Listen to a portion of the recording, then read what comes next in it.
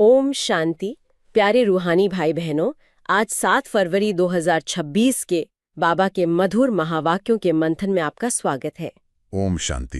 बाबा कहते हैं, मीठे बच्चे, बुद्धि में स्थायी एक बाप की ही याद रहे तो यह भी अहो सौभाग्य है। वाह, ये जो शब्द है ना, अहो सौभाग्य, यही अपने आप में कितना कुछ कह देता है। बिल्कुल। अहो सौभाग्य, इसमें एक आश्चर्य है, एक गहरी कृतज्ञता का भाव है। जैसे बाबा हमें हमारी ही सबसे बड़ी दौलत दिखा रहे हैं और कह रहे हैं, देखो बच्चे, तुम कितने भाग्यवान हो। सही कहा। सोचकर देखें, इस दुनिया में लोग सौभाग्य किसे कहते हैं? हाँ, मतलब किसी को लॉटरी लग जाए तो वो सौभाग्यशाली है, किसी को बड़ा पद मिल जाए, या किसी को बहुत अच्छा परिवार मिले। ये सब बाहरी बातें हैं, है ना, जो आज हैं और कल नहीं भी हो सकती। और ये सब चीजें सुख के साथ साथ कहीं ना कहीं चिंता भी तो लाती हैं। धन की चिंता, पद खोने की चिंता। बिल्कुल। लेकिन बाबा जिस सौभाग्य की बात कर रहे हैं वो है बुद्धि में स्थायी एक बाप की ही याद। ये एक आंतरिक अवस्था है जी। पर बाबा ने स्थायी शब्द पर बहुत जोर दिया है।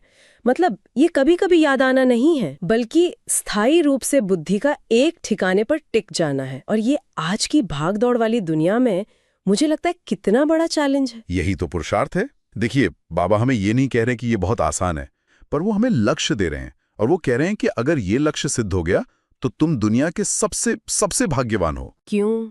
ऐसा क्यों कहते हैं बाबा? क्योंकि जहां भगवान की स्थायी याद है वहां सर्व प्राप्तियां हैं, है ना। वहां शांति है, सुख है, शक्ति है, आनंद है, सब कुछ है। बुद्धि का भटकना ही तो सारे दुखों का मूल है। और बाबा हमें उस भटकन से मुक्त होने की सबसे सहज युक्ति दे रहे हैं। वो कह रहे, बच्चे बस मेरी याद में टिक जाओ, यही तुम्हारा सबसे बड़ा खजाना है। ये कोई छोटी बात नहीं है, ये बुद्धि का एक ठिकाने पर आना है और वो ठिकाना स्वयं भगवान है। वाह, सही कहा आपने। ये सिर्फ याद नहीं है, ये तो ईश्वर की गोद में होने का अनुभव है। जी हाँ। वो बाप जो हमें विश्व का मालिक बनाते हैं, अगर उनकी याद हमारी बुद्धि में स्थायी हो जाए तो इससे बड़ा भाग्य और क्या हो सकता है? कुछ भी नहीं। बाबा ने मुरली में अतीन्द्रिय सुख शब्द का प्रयोग किया है। ये वो सुख है जो इन इंद्रियों से परे है, जो आत्मा को सीधा बाप से मिलता है। और जब बुद्धि स्थिर होती है, शांत होती है, तभी उस सुख का अनुभव हो पाता है। भटकती हुई बुद्धि उस सुख को महसूस ही नहीं कर सकती। ये सौभाग्य हमें सहज प्राप्त हो सकता है, लेकिन पुरुषार्थ की आवश्यकता है। बुद्धि को संसार से समेटकर एक बाप में लगाना। यही तो सारा खेल है। जी। जो इस खेल में पास हो जाते हैं वही बाबा की नजर में अहो सौभाग्यशाली बच्चे हैं। जी बिल्कुल। और मुझे लगता है कि इसी सौभाग्य से सेवा का सौभाग्य जुड़ा है। हाँ, बिल्कुल जुड़ा है। जो आत्मा अंदर से भरपूर होगी, जो सौभाग्यशाली होगी, वही तो दूसरों को कुछ दे पाएगी। बिल्कुल से। खाली आत्मा क्या देगी? इसी से जुड़ा आज बाबा से एक बहुत ही प्यारा प्रश्न पूछा गया, जो हम सभी सेवाधारी बच्चों के मन में अक्सर उठता है। जी। प्रश्न है, जिन बच्चों को सर्विस का शौक होगा उनकी निशानी क्या होगी? बाबा ने बहुत ही स्पष्ट और गहरी निशानियां बताई। पहली निशानी, वो मुख से ज्ञान सुनाने बगैर रह नहीं सकते। इसका अर्थ क्या है? मतलब उन्हें जबरदस्ती बोलना पड़ता है? नहीं, बिल्कुल नहीं। इसका अर्थ है कि उनके अंदर ज्ञान का खजाना इतना भर जाता है, इतना ओवरफ्लो होता है कि वो स्वतः ही बाहर आता है। वाह! जैसे एक बादल जब पानी से भर जाता है तो बरसे बिना रह नहीं सकता, वैसे ही ज्ञानी तू आत्मा ज्ञान बांटे बिना रह नहीं सकती। उसके अंदर एक तड़प होती है। वाह, क्या सुंदर मिसाल है। तो ये एक स्वाभाविक अवस्था है, कोई कर्तव्य या बोझ नहीं। बिल्कुल स्वाभाविक। उनके अंदर हर आत्मा के प्रति कल्याण की भावना इतनी प्रबल हो जाती है कि वो उन्हें बाप का परिचय दिए बिना, सुख का रास्ता दिखाए बिना रह ही नहीं सकते। उनकी बेचैनी ही उनकी सेवा की निशानी बन जाती है। जी। और दूसरी निशानी तो और भी गहरी है। उसमें त्याग और समर्पण की पराकाष्ठा है। बाबा कहते हैं वो रूहानी सेवा में अपनी हड्डी हड्डी स्वाहा कर देंगे। लेकिन सिर्फ शरीर की बात नहीं है। जैसे बाबा ने दधीची ऋषि का मिसाल दिया, जिन्होंने देवताओं की विजय के लिए अपनी हड्डियां तक दान कर दी थी। यहाँ बाबा रूहानी हड्डियों की बात कर रहे हैं। हमारी रूहानी हड्डियां? वो क्या है? हमारी रूहानी हड्डियां हैं हमारे पुराने संस्कार, हमारा देह अभिमान, हमारे आराम और मान शान की इच्छा। इन सबको इस ईश्वरीय सेवा के यज्ञ में स्वाहा कर देना। अच्छा, यही है सच्ची हड्डी सेवा। ये समझना बहुत जरूरी है, क्योंकि कभी कभी हम सोचते हैं कि शरीर से बहुत भागदौड़ कर ली, दिन रात एक कर दिया तो सेवा हो गई। वो भी सेवा है, पर बाबा मन बुद्धि के समर्पण की बात कर रहे हैं। अपनी नींद, अपने आराम, अपनी पर्सनल इच्छाओं से ऊपर उठकर जब कोई आत्मा सेवा में लगती है, तब उसकी सेवा में शक्ति भरती है। बिल्कुल तब शक्ति भरती है। ये सच्चा वैराग्य है, पुरानी दुनिया और पुराने स्वभाव से वैराग्य है। जी हाँ, ये है सच्चा समर्पण। और फिर तीसरी सबसे मीठी निशानी, हाँ, जो इन दोनों का परिणाम है। बाबा कहते हैं उन्हें रूहानी नॉलेज सुनाने में बहुत खुशी होगी, खुशी में ही नाचते रहेंगे।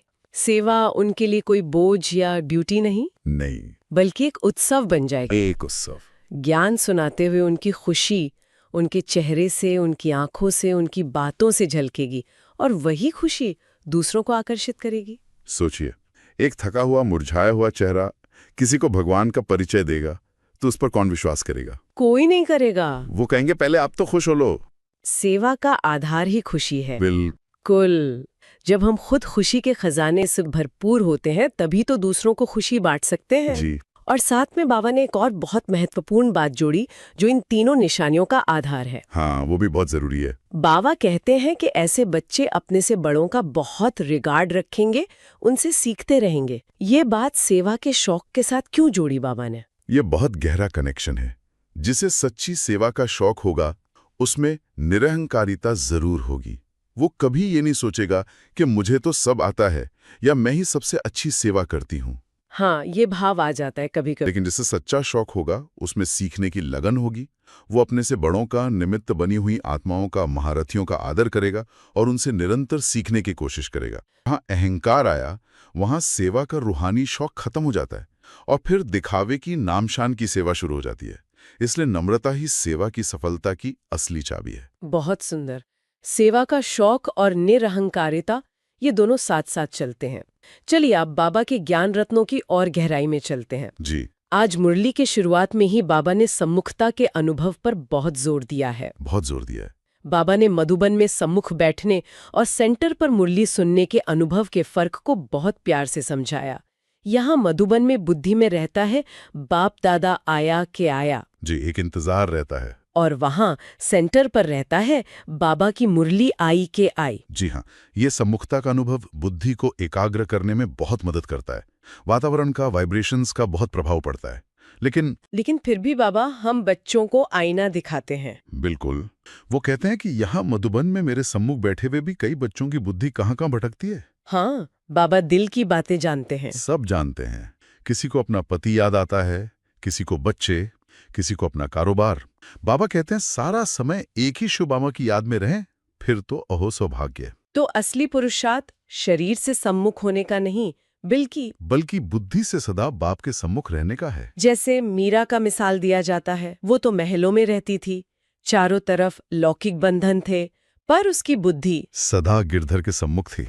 बाबा हमसे वही अवस्था चाहते हैं कि हम चाहे कहीं भी हों, किसी भी परिस्थिति में हों, हमारी बुद्धि की लगन एक बाप से लगी रहे। और यही अभ्यास हमें माया के अनेक आकर्षणों से सुरक्षित रखता है ना? बिल्कुल, यही हमारा कवच है। और इसी सम्मुखता और याद की स्थिरता से जुड़ा हुआ अगला बिंदु बाबा ने उठाया, धारणा का।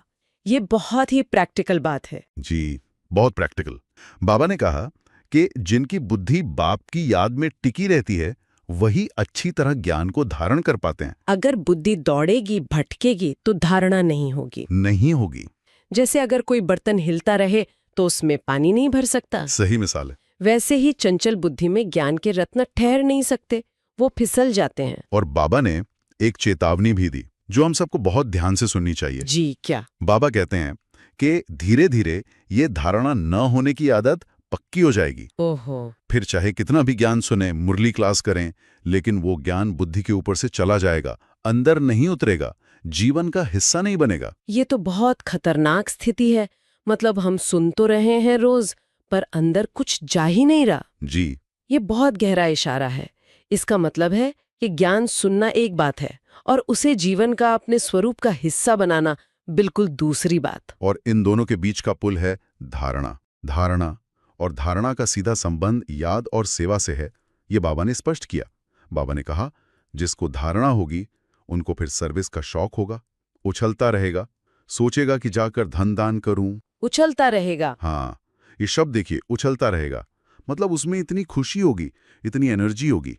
धारणा से ही आत्मा में शक्ति भरती है और जब आत्मा शक्तिशाली बनती है, तो उसे दूसरों को भी शक्तिशाली बनाने की प्रेरणा मिलती है। बिल्कुल, जैसे पेट भरा हुआ हो तो दूसरों को खिलाने का मन करता है, वैसे ही जब आत्मा ज्ञान से भरपूर होती है तो उसे दूसरों को ज्ञान देने के लिए उछलना आता है। बिल्कुल। और सेवा पर बाबा ने आज रूहानी और जिस्मानी सेवा का फर्क बहुत ही स्पष्ट किया है। जी, बहुत अच्छी तरह से। बाबा ने कहा कि दुनिया में जो लोग शास्त्र सुनाते हैं उसे बाबा रूहानी सर्विस नहीं मानते। और स्थूल सेवा जैसे भोजन बनाना, सफाई करना, वो भी एक सब्जेक्ट है, उसका भी अपना महत्व है, वो भी सेवा है। लेकिन सच्ची रूहानी सेवा है आत्माओं को ज्ञान देना, उन्हें बाप से जोड़ना, उन्हें उनके दुखों से मुक्त होने का रास्ता दिखाना। जी। और बाबा ने रूहानी सेवा की महिमा करते हुए कहा कि रूहानी सर्विस वाले रूहानी नॉलेज ही सुनाते रहेंगे, धन दान करते खुशी में नाचते रहेंगे। वो दधीची ऋषि का मिसाल फिर से बाबा ने याद दिलाया। हाँ, फिर से याद दिलाया। जैसे उन्होंने अपनी हड्डियां दे दी, वैसे रूहानी सेवाधारी अपने शरीर का भी ख्याल न कर सेवा में मग्न रहते हैं। ये है रूहानी हड्डी सर्विस। ये सेवा कोई मनुष्य नहीं सिखा सकता, ये सेवा स्पिरिचुअल बाप ही हम स्पिरिचुअल बच्चों को सिखाते हैं। ये आत्मा की सेवा है, आत्मा के लिए परमात्मा द्वारा। वाह, कितना ऊंचा कार्य है ये। जी। आज बाबा ने आत्मा की यात्रा पर भी हमारा ध्यान बहुत सुंदरता से खिंचवाया है। जी, सीढ़ी का चित्र द्वारा। हाँ, सीढ़ी के चित्र का रहस्य समझाते हुए बाबा ने कहा कि हम सतो प्रधान से धीरे धीरे रजो तमो में उतरते हैं। कलाएं एक एक करके धीरे धीरे कम होती हैं। इसमें हजारों वर्ष लगते हैं। जी, एक धीमी प्रक्रिया है उतरने की। लेकिन अब तमो प्रधान से वापस सतो प्रधान बनने के लिए जंप लगाना है। जंप। धीरे धीरे सीढ़ी चढ़ने का समय अब नहीं है। सही बात है, समय बहुत थोड़ा है। और ये जंप कैसे लगेगा? ये जंप याद की यात्रा से ही संभव है। योग की शक्ति से ही हम ये छलांग लगा सकते हैं। लेकिन बाबा ने साथ साथ एक बहुत बड़ी चेतावनी भी दी। वो क्या है? इस ऊंची चढ़ाई में सबसे बड़ा विघ्न क्या है? बाबा कहते हैं कि इस यात्रा में काम की चमाट लगती है तो एकदम चकनाचूर हो जाते हैं, हड्डी हड्डी टूट जाती है, आत्मा को चढ़ती कला से गिराकर चकनाचूर कर देता है। जी, चकनाचूर होना मतलब जो भी पुरुषार्थ किया, जो भी धारणा की, वो सब एक झटके में खत्म हो सकता है। बिल्कुल जीरो हो जाता है। इसलिए बाबा का डायरेक्शन बहुत स्पष्ट है, बहुत क्लियर है। अंतिम जन्म पवित्र बनो तो पवित्र दुनिया के मालिक बनोगे। ये कोई विकल्प नहीं है, कोई ऑप्शन नहीं है। नहीं, ये एक अनिवार्य शर्त है, कंपलसरी है। मुझे याद करो और पवित्र बनो, यही जंप लगाने का आधार है। तो पवित्रता की शक्ति के बिना ये ऊंची छलांग संभव ही नहीं है। बिल्कुल, पवित्रता ही वो पंख है जिनसे आत्मा ऊंची उड़ान भर सकती है। बहुत सुंदर। और फिर बाबा ने सेवा के लिए भी बहुत सुंदर युक्तियां दी। जी, प्रैक्टिकल टिप्स। बाबा ने कहा कि इन चित्रों, सीढ़ी और गोला से सर्विस करो। ये ऐसी सहज नॉलेज है जो कोई भी पढ़ा लिखा हो या अनपढ़ सहज ही समझ सकता है। जी, ये चित्र ही अपने आप में पूरी गीता का सार है। किसी को घंटों समझाने की जरूरत नहीं, चित्र दिखाकर 5 मिनट में समझा सकते हैं। और बाबा ने कितनी बड़ी बात कही, हमको किसी के पैसे की दरकार नहीं है। हाँ, बाबा को हमारे धन की जरूरत नहीं है, वो तो दाता हैं। वो कहते हैं तुम सिर्फ प्रबंध करो, हॉल बनाओ, चित्र छपवाओ। बाबा कहते हैं ये तुम्हारी ही घर का कल्याण होता है। सेवा करने से अपना ही भाग्य बनता है। जी, ये भी एक तरह का दान है, तन मन धन से सेवा करना। इससे हमारा ही जमा का खाता बढ़ता है। बिल्कुल। और बाबा का विलायत के लिए कितना सुंदर विजन है। हाँ, बाबा हमेशा विदेश के बच्चों को बहुत याद करते हैं। बाबा कहते हैं कि विलायत वाले नॉलेज सुन के बहुत खुश होंगे और पुरुषार्थ करेंगे। वो तर्क वितर्क में शायद कम जाएं, लेकिन ज्ञान की गहराई को जल्दी पकड़ेंगे। और बाबा ने यह भी बताया कि आज की साइंस वहां स्वर्ग में काम आएगी। ये बहुत इंटरेस्टिंग पॉइंट है। जी। जो आज वैज्ञानिक या कारीगर नई नई चीजें सीख रहे हैं, वही आत्माएं वहां जाकर उस हुनर को देवी रूप में काम में लाएंगे। स्वर्ग कोई जादू से नहीं बन जाएगा। हाँ, मतलब यही आत्माएं अपने साथ ये श्रेष्ठ संस्कार ले जाएंगी। सब कुछ कितना कल्याणकारी और सिस्टमैटिक है। हर चीज का कनेक्शन है। बिल्कुल। और अंत में बाबा ने सभी बातों का सार एक महावाक्य में बता दिया। जी, साड़ी मुरली का सार। बाबा कहते हैं सबसे अच्छी बात है कि तुम बच्चों का बाप से बहुत लव होना चाहिए। लव। यही प्यार, यही लव हमें याद में टिकने की शक्ति देता है। यही प्यार हमें ज्ञान को धारण करने की प्रेरणा देता है। और यही प्यार हमें दूसरों को दान देने के लिए उछालता है। सही कहा। ये लव ही पुरुषार्थ को सहज बना देता है। जहाँ प्यार होता है वहाँ मेहनत मेहनत नहीं लगती। बिल्कुल, सारा ज्ञान, योग, धारणा, सेवा सब कुछ उस एक बाप के प्रति सच्चे निस्वार्थ लव पर आधारित है। जहां लव है वहां हर मुश्किल सहज हो जाती है, हर बंधन से मुक्ति का अनुभव होता है। जी, यही लव ब्राह्मण जीवन का फाउंडेशन है। वाह बाबा, आज की शिक्षाएं तो जैसे हमें हमारे सौभाग्य के शिखर पर बिठा रही। आज की शिक्षाओं से धारणा के लिए बाबा ने हमें 2 अनमोल रत्न दिए हैं। पहला है सदा रूहानी सर्विस में तत्पर रहना है, ज्ञान धन दान करके खुशी में नाचना है, खुद धारण कर औरों को धारण करानी है। इसमें तत्पर रहना शब्द बहुत शक्तिशाली है। इसका मतलब है हमेशा तैयार, अलर्ट। जी। सेवा का मौका ढूंढना और कभी-कभी मौका बनाना। ये नहीं सोचना कि कोई आएगा तब सेवा करेंगे। तो इसका अभ्यास हम अपने रोजमर्रा के जीवन में कैसे कर सकते हैं? इसका बहुत सहज अभ्यास है। सुबह अमृत वेले ही मन में एक पक्का संकल्प करें कि आज मैं कम से कम एक आत्मा को बाप का परिचय या ज्ञान का कोई एक बिंदु अवश्य सुनाऊंगी या सुनाऊंगा। छोटा सा ही सही। हाँ, छोटा सा ही सही, चाहे फोन पर, चाहे मिलकर, चाहे एक मीठा संदेश भेजकर। सेवा को एक बोझ या टारगेट नहीं, बल्कि खुशी का एक अवसर समझें। और जब आप खुशी से, प्यार से किसी को कुछ सुनाएंगे तो वो शब्द उसके दिल तक जरूर पहुंचेंगे। और सबसे जरूरी बात है, खुद धारण कर। जब हमारे जीवन में वो ज्ञान दिखाई देगा, हमारी चलन में, हमारे चेहरे में, तभी हमारी वाणी में वो शक्ति आएगी। बहुत सुंदर। दूसरा बिंदु है, बाप जो ज्ञान का खजाना देते हैं उससे अपनी झोली भरनी है, नोट्स लेने हैं, फिर टॉपिक पर समझाना है, ज्ञान धन का दान करने के लिए उछलते रहना है। इसकी प्रैक्टिकल विधि क्या हो सकती है? क्योंकि सिर्फ सुनना और नोट्स लेना ही तो काफी नहीं है। नहीं, बिल्कुल नहीं। इसकी बहुत ही प्रैक्टिकल विधि है।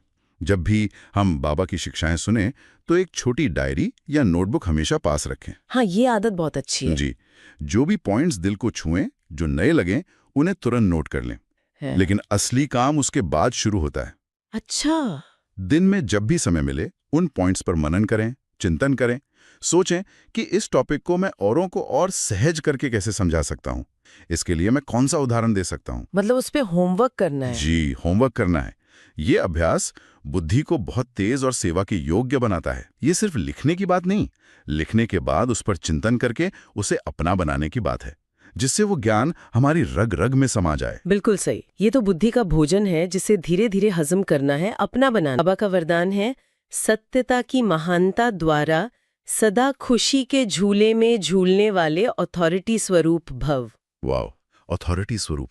बाबा हम बच्चों को कितना ऊंचा नशा चढ़ा रहे हैं। दुनिया में अथॉरिटी पद से, धन से आती है, पर बाबा हमें सत्यता की अथॉरिटी दे रहे हैं।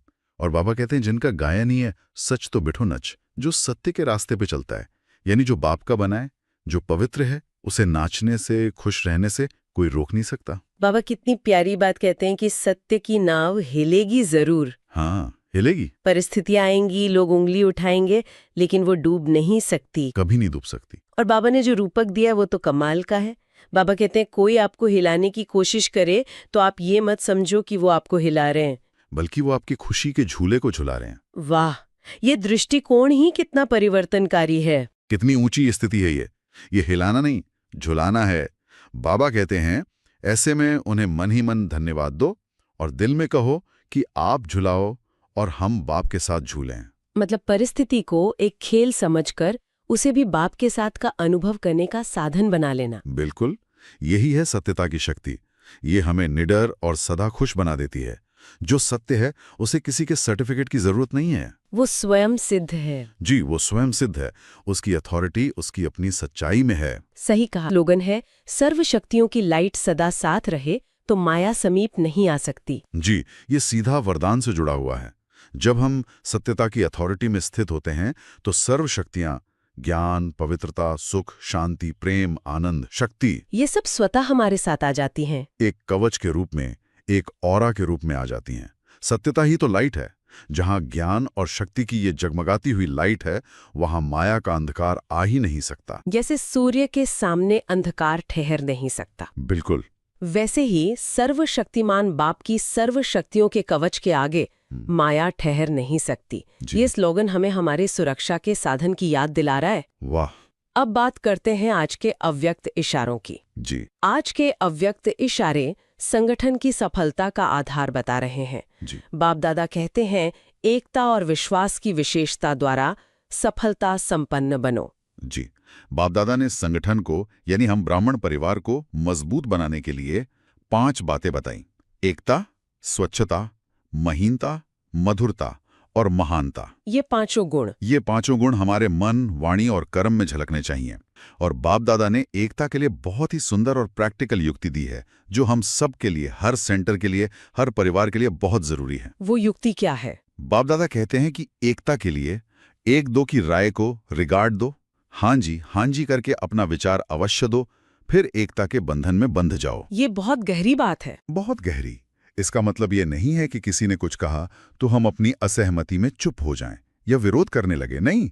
तो क्या करें? अपना विचार अवश्य दो, लेकिन पहले दूसरे की बात को रिगार्ड दो, सम्मानपूर्वक सुनो, हाँ जी कहो, फिर नम्रता से अपना पक्ष रखो। और फिर जो भी सर्वसम्मति से निर्णय हो उसे दिल से स्वीकार कर एकता के बंधन में बन जाओ। मेरा विचार ही सही है, इस देह अभिमान को छोड़ना ही एकता का आधार है। याद रखें, हर शुभ संकल्प ही विश्व कल्याण की सेवा है। ओम शांति।